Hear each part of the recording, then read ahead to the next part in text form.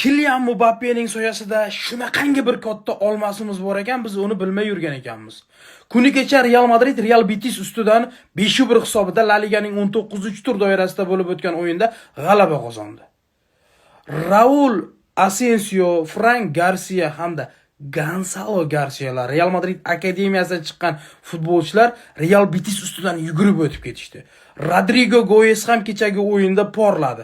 Umuman bu Rodrigo Goes oxirgi 4-5 ta o'yinda yaxshi harakat qilmoqda. Kylian Mbappening soyasida qolayotgan Gonzalo Garcia kecha tunda hat-trick amalga oshirdi. O'ng oyog'ida ham, chap oyog'ida ham, boshi bilan ham gol urdi. Ajoyib o'yin ko'rsatdi. Real Madrid bu bolaga ko'proq imkoniyat berish kerakmi, nima deb o'ylaysizlar? Men endi tushundim. Xabi Alonso nimaga Gonzalo Garciaga ko'proq imkoniyat berib, Enrikka imkoniyat bermaganligini.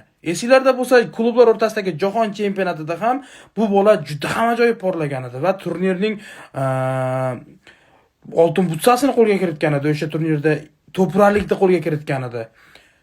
Kylian Mbappe o'sha vaqtda jarohat olgan edi. Majburlikdan bu futbolchini hujumga qo'ygan edi, lekin oqlagan edi.